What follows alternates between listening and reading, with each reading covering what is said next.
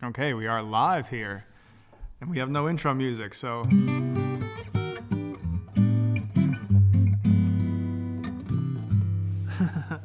All right, that'll do for now. This is our 5th try trying to do this, so this should be fun. We're going to be talking about the squat cue that you've never heard of before that will help you unlock your squat depth and be able to progress it under load to get mobile and strong. And the whole reason that this topic came up is because I was working with a client this morning, and they said, that squat cue that you gave me allowed me to unlock the deepest and most comfortable squat that I've ever had, but it's a squat cue that I'd never heard before. Why haven't I heard it before? And so this got me thinking that there's a pretty clear reason why you haven't heard it before, and it has to do with a lot of the advice and a lot of the beliefs that you're going to hear in the industry right now.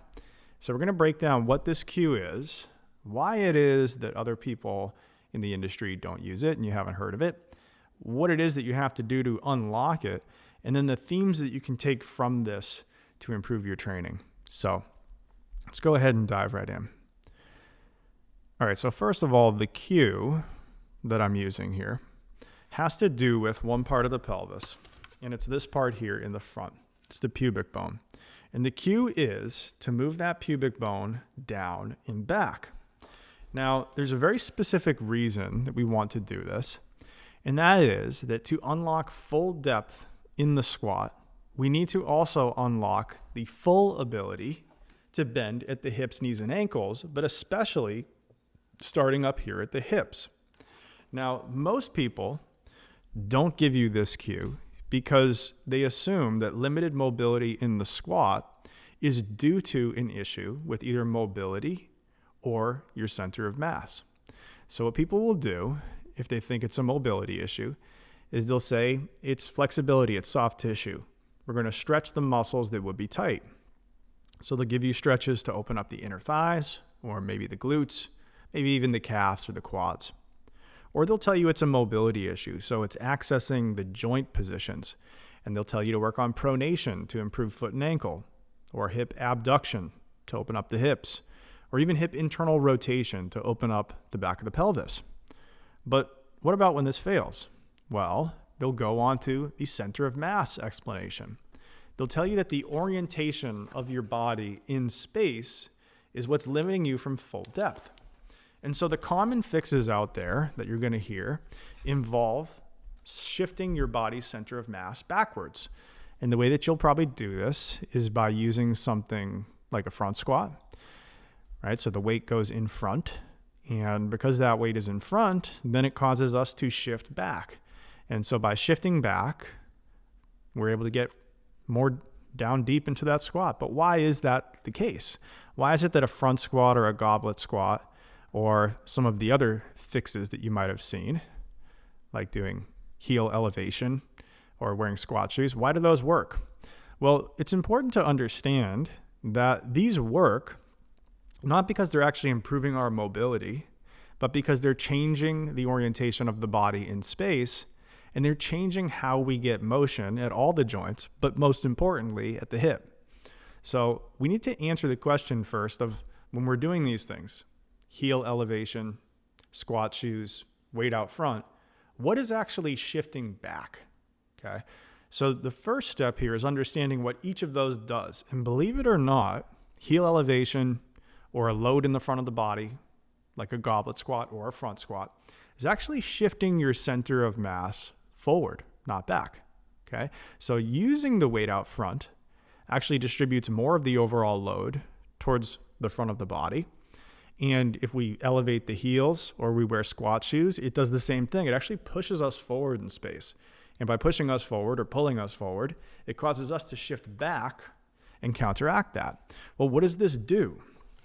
Well, when we shift back in space and we keep the torso more upright, it's actually going to keep the hips towards extension. And by keeping us towards extension, we can then move down into hip flexion. So by shifting back, it creates this space to move into at the hip. But this really isn't increasing the amount of hip flexion that we're accessing. It just increases the time that we have to access whatever degree of hip flexion that we're already accessing. To really unlock the full depth in the squat, we need to be able to increase that access to hip flexion and likely also the amount of hip flexion that we access. So now the question is, how exactly are we going to do that? Well, in the context of a squat, we're moving the pelvis on top of the leg. This is closed chain hip flexion or anterior pelvic tilt.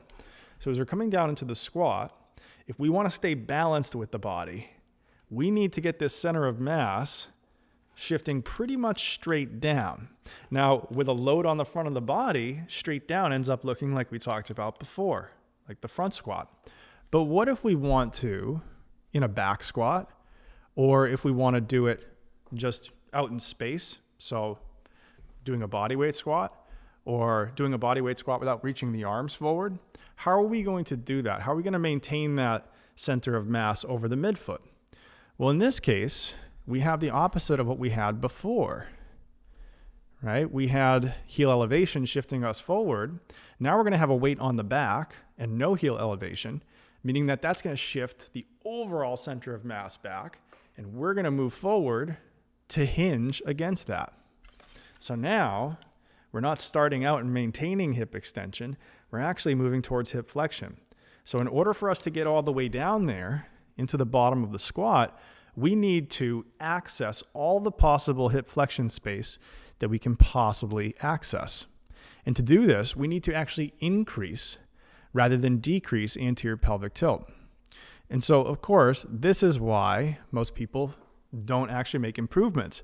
Everything out there in the industry is telling you anterior pelvic tilt is bad. Avoid anterior pelvic tilt. When in reality, the way that we need to get down into the bottom of that squat and avoid falling backwards or needing to use those helpers is by actually increasing rather than decreasing anterior pelvic tilt. Okay, now we have a problem on our hands. How do we do this? Well, it turns out that we can use the pubic bone here as a reference. So if we look at doing a front squat where the torso is more upright, then we move down like this and the pubic bone moves straight down toward the ground. However, if we look at something like a back squat where we're a little bit more hinged, or even just a body weight squat, we're going to tend to be starting in a little bit of hip flexion. So the orientation of the pubic bone goes down and back as we go into the bottom of the squat. Okay, simple enough cue, not so fast. For some people, this is going to be very intuitive and it's going to work very easily. But for other people, especially if you've been doing a lot of the more popular mobility work right now, this is going to be difficult. And one of the reasons that this is difficult is because if we're doing a lot of things where we're bringing the legs in front of us, we might lack the space and or the flexibility or the coordination to move into that position. And I'm going to be specific with what I mean. You can try this too. So if you bring your legs in, what you're going to notice is this part of the bone, it gets tucked into the socket. As we're getting tucked into the socket there, that takes up the space that we have to move into anterior pelvic tilt. And because of this, you're going to find that as you go down and you have the legs parallel like this, you're going to be much more likely to butt wink or kind of shift back and reach the end limits of that motion sooner. Now on the flip side, if I open up just a little bit, you're going to see this part of the ball get exposed. And when we do that, we can then take up that space by moving into anterior tilt. Now, if you're someone who's been forcing knees forward, or you've been doing a lot of work to try to engage your adductors, you're probably not going to be able to create the length that you need in the adductors or the space that you need at the hips. And so this cue, pubic bone down and back, takes the attachment side of the adductors and uses it as a place that we're going to move away from the leg. Okay? So as you're coming down, you actually want to move the pubic bone down and back away from the attachments over here on the leg to create that space. What are you going to do when you do that? Well, you're going to allow a little bit of natural movement of the leg out into abduction. And as you do that, that creates space in the hip joint and then allows you to take up that space. So in terms of training themes to use, if this is difficult for you, anything that allows you to abduct your legs and flex the hips on top, so you're using anterior pelvic tilt, is going to open this up. And so I'll go through some examples in an upcoming video of what these might be. And I have plenty of other videos on this channel that already look at that. But if you want to dive into that, I have a whole anterior pelvic tilt section inside of my lower body foundations program, which I will link below. But just off the top of my head here, if you're doing rock backs to lengthen the adductor, that's hip flexion and abduction. If you're doing something like a Kang squat, that's going to be hip flexion and abduction. Anything that links those two motions together is going to allow you to feel what it's like to get pubic bone down and back.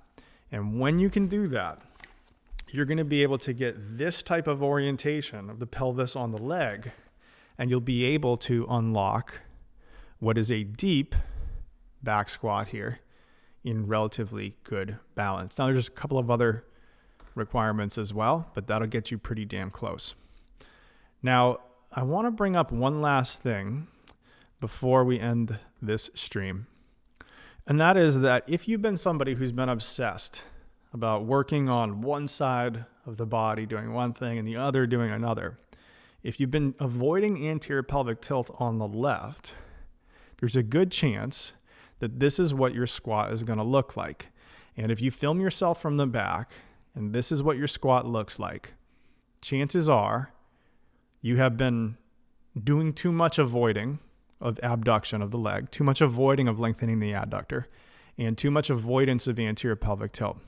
So let's bring this up and let's actually get this to be a little bit bigger.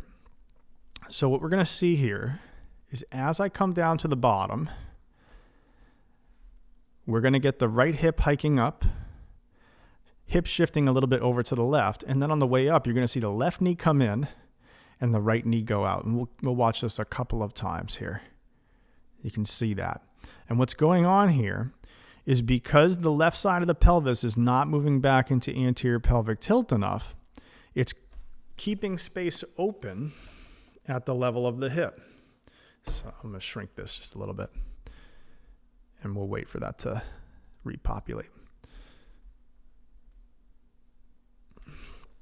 So as we're coming down here, if this is the left side, because I'm in a posterior pelvic tilt, relatively speaking, as I'm coming down and I can't get into APT, there's space available in that hip socket. And when I go to push off, that knee just dives right in.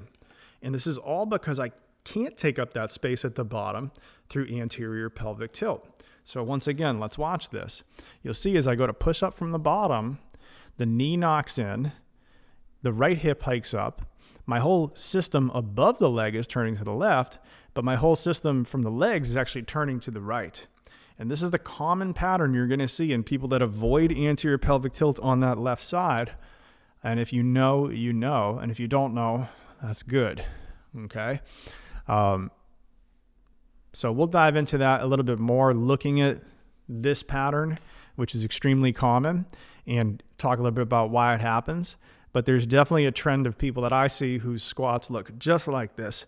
And to clean it up, we do anterior pelvic tilt on the left and abduction. So if you want help doing that, there are some links in the description down below.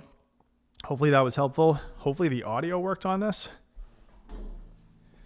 I don't really have a theme song yet, but I guess I'm going to play it out. Something.